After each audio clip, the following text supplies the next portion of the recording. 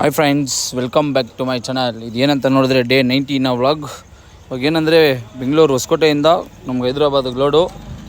ಏನಂದರೆ ಇವತ್ತು ಶನಿವಾರ ಇದ್ದಂಗಿದ್ದ, ಸರಿ ನಾಳೆ ಅನ್ಲೋಡ್ ಆಗೋಲ್ಲ ಭಾನುವಾರ ಸರಿ ಅಂತ ನಾವು ಹೋಗಿ ಲೋಡ್ ಮಾಡಿಸ್ಕೊಂಡು ಬಂದು ಪೆಟ್ರೋಲ್ ಬಂಕ್ ಇದೆಯಲ್ಲ ನಮ್ಮ ಸೆಲ್ ಪೆಟ್ರೋಲ್ ಬಂಕು, ಅಲ್ಲಿ ಬಿಟ್ಬಿಟ್ಟು ಬರೋದೆ. ಇದು ಇಲ್ಲಿಂದ ಹೋಗ್ತಾರೋ ನೋಡಿದ್ರೆ ಫುಲ್ಲು ಎಲ್ಲ ಫ್ರೀನೇ ಇತ್ತು. ಅಲ್ಲ ಶನಿವಾರ ಅಲ್ವಾ, ನೈಟಿಗೆ ಟ್ರಾಫಿಕ್ ಜಾಮ್ ಇರುತ್ತೆ, ಬೆಳಿಗ್ಗೆಲ್ಲ ಸ್ವಲ್ಪ ಫ್ರೀನೇ ಇತ್ತು. ಸರಿ ಅಂತ ಅಲ್ಲಿ ವೈಟ್ ಫೀಲ್ಡಲ್ಲಿ ಹೋಗ್ತಾರೋ ನೋಡಿದ್ರೆ ಈ ಮಳೆಗೆ ಮೋರಿಯಿಂದ ಫುಲ್ ವಾಸನೆ ಬರೋ ರೋಡೆಲ್ಲ. ಆದರೆ ಏನು ಒಂದು ಮ್ಯಾಟ್ರ್ ನನಗೆ ಗೊತ್ತಾಗ್ತಾಯಿಲ್ಲ. ಈ ಫ್ಲೇವರು ರೆಡಿಯಾಗಿ ಬಿಟ್ಟಿದ್ರು, 1-2 ದಿನ ನಾನೇ ಹೋಗಿದ್ದೀನಿ ರೋಡ್ ಮೇಲೆ, ಮತ್ತೆ ಏನಕ್ಕೆ ಇದು ಮಾಡಿದ್ದಾರೆ ಅಂತ ಗೊತ್ತಿಲ್ಲ.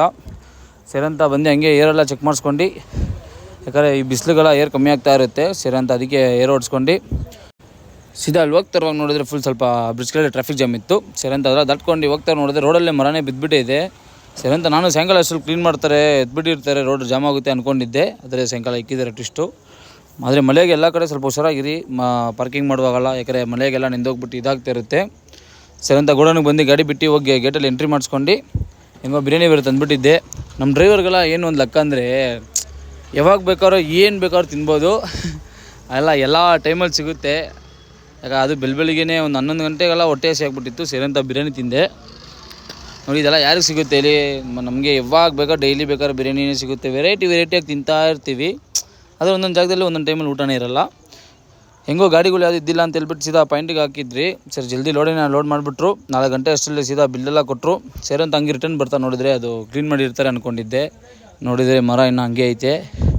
ಇನ್ನು ಯಾರ ಕಣ್ಣು ಕಾಣಿಸಿಲ್ವಾ ಮರ, ಏನಿಲ್ಲ ಅದು ಈ ಥರ ಎಲ್ಲ ರೋಡು ಇವಾಗೆಲ್ಲ ಟ್ರಾಫಿಕ್ ಜಾಮ್ ಆಗಲ್ವಾ ಏನಿಲ್ಲ.